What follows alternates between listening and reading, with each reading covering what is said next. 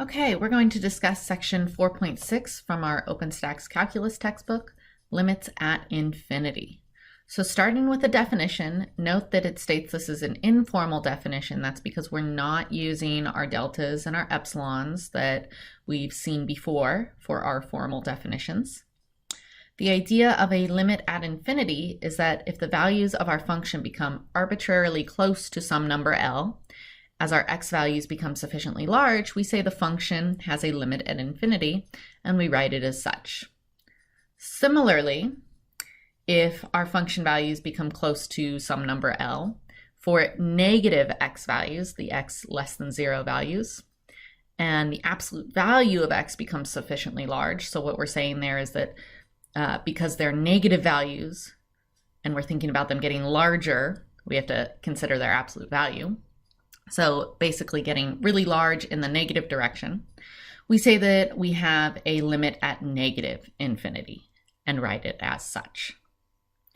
So that's what the definition says. What does this mean?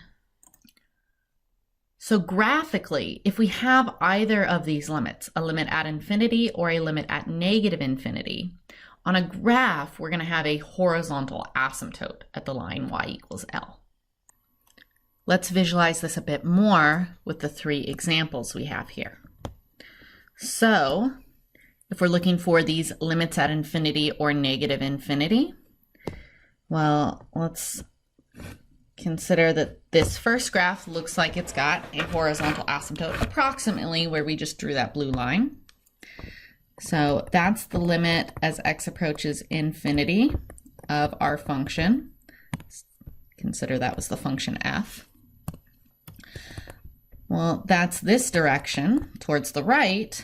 It's also the same as what's happening towards the left. So that's the same as the limit as x approaches negative infinity of our function. And if I call that value L, right, along our y-axis, which I suppose that's really where that horizontal line is down closer to the function. Well, that's going to be equal to that number L. Similarly, on our next graph, let's say this is the graph of G. Looks like we have a horizontal asymptote along that x-axis. So I can get a little bit more specific for this one because we know the value. So as we approach positive infinity here to the right and negative infinity towards the left of our function, remember we always need to include something inside of our limit, in this case the function g. Well, that is equal to 0 in this case because we are having that horizontal asymptote along the x-axis. Now our last graph, let's call this the graph of function h. Notice that to the left, towards negative infinity over here, our function looks like it is pointing upwards. So the limit as x approaches negative infinity of our function h equals positive infinity. So there is no horizontal asymptote on the left-hand side of our graph. But over here towards the right, whatever that value is, I'll call it m, since we already used L, we do have a horizontal asymptote there. So as we approach infinity, positive infinity, along our function h, we are equal to that number m. So we do still have a horizontal asymptote here, even though it only occurs along one side of the function.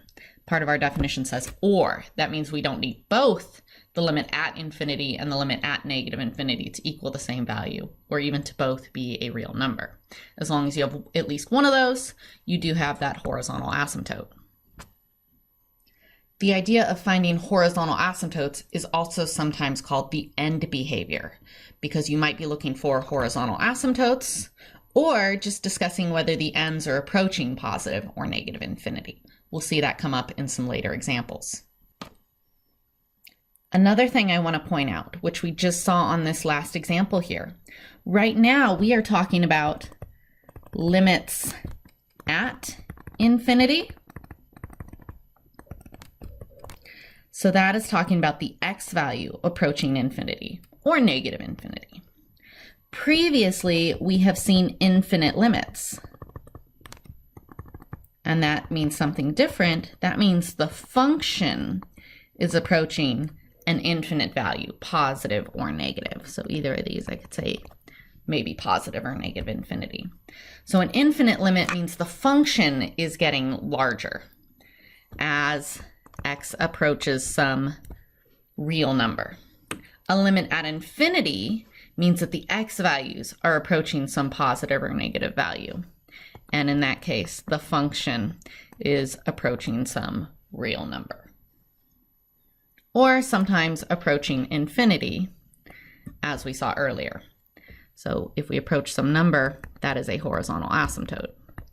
Or we might be approaching some positive or negative infinity, looking at that end behavior. Okay, let's put all this together in an example. So we're going to start by finding the infinite limits. So these are the limits that we've already learned about, the ones where the function is approaching infinity.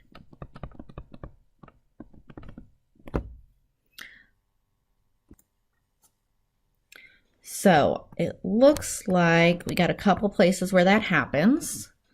And remember, these infinite limits corresponded to vertical asymptotes, so that can help you find those. We learned about this earlier in our limits chapter.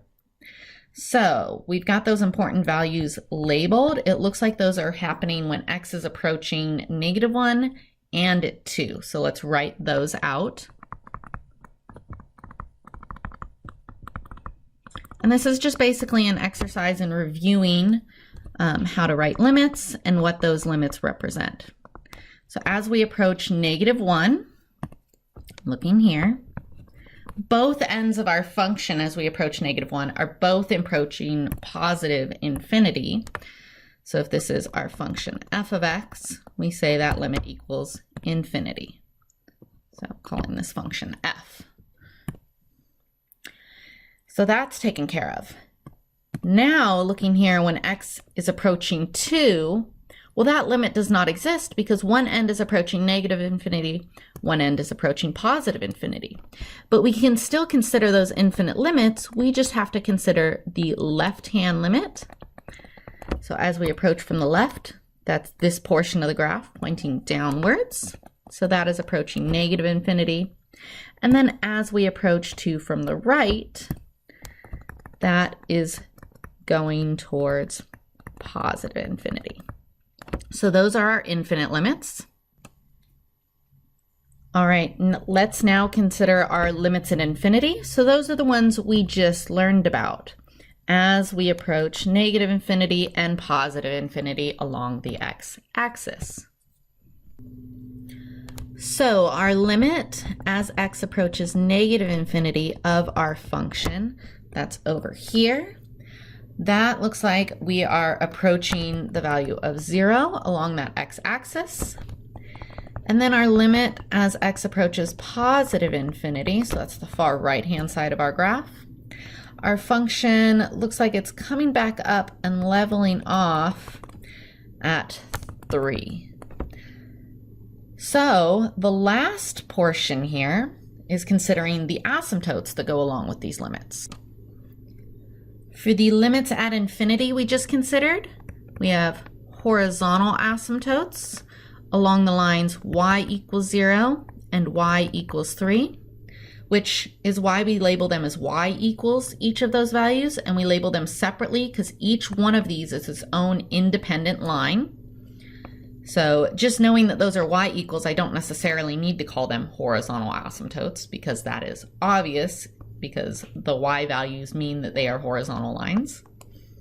And then our vertical asymptotes, which you could label as VA if you wanted to, those are the lines x equals -1 and x equals positive 2. But again, we don't have to label them vertical asymptotes. The point of making these each their own individual equations rather than listing them as independent values like this, we don't do that because we are signifying that each one of those is its own independent line on the graph. So that's all of our asymptotes, our infinite limits, and our limits at infinity.